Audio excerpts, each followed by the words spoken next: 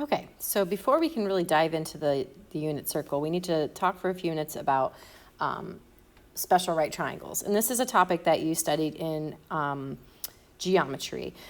And it really just helps you find solutions and find missing sides and angles in right triangles if you know these relationships and you recognize that they are occurring. So a quick review. There were two types of special right triangles, and we have relationships between the sides of those special right triangles. I want to start with our 45, 45, 90-degree triangle, because that one a lot of people usually remember. If I tell you one of the legs is X, then what we know is that since these are congruent, since it's a 45, 45, 90 triangle, the sides are going to be equal that are across from those equal angles. We have the other side being X. Now what we could do is set up the Pythagorean theorem here and find out what the hypotenuse is, and you can try that if you need to, but what you should end up with is whatever X is, you multiply it by radical 2. So that was our relationship that we talked about with special right triangles for 45, 45, 90 triangles.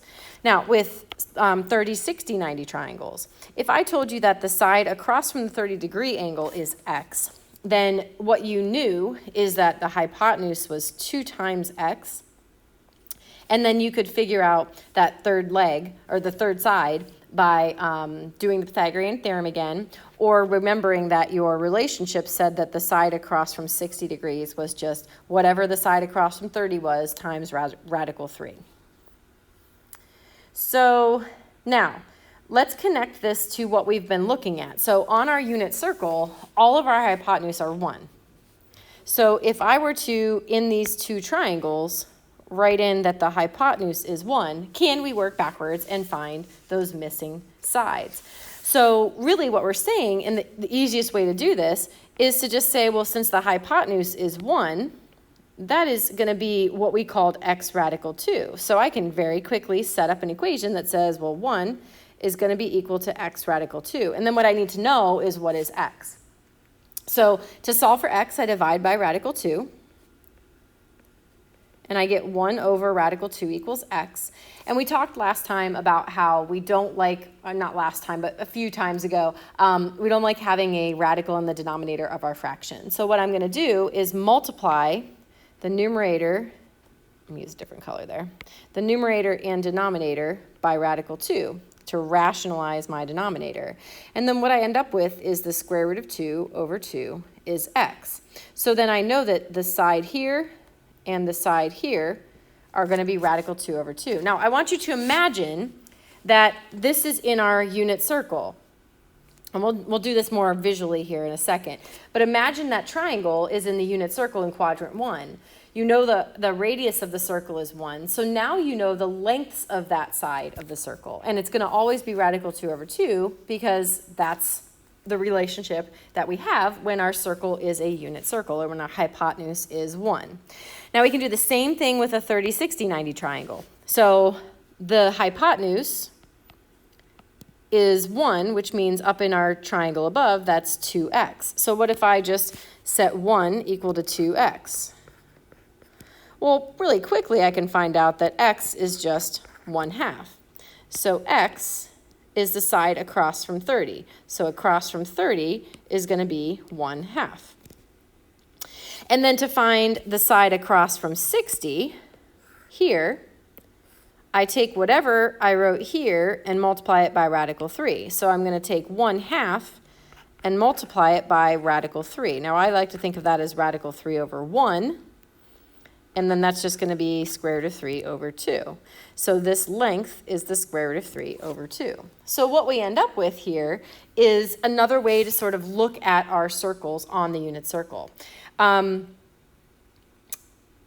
going to show you what I mean here in just a second. So we'll be right back with the unit circle.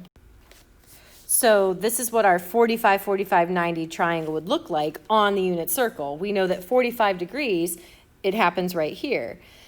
And the angle that's actually 45 degrees is this angle that we're rotating from the x-axis to get to the hypotenuse. So we've got this 45-degree angle, and then we drop our hypotenuse, or we drop our vertical leg, and we create a right triangle that's a 45, 45, 90 triangle.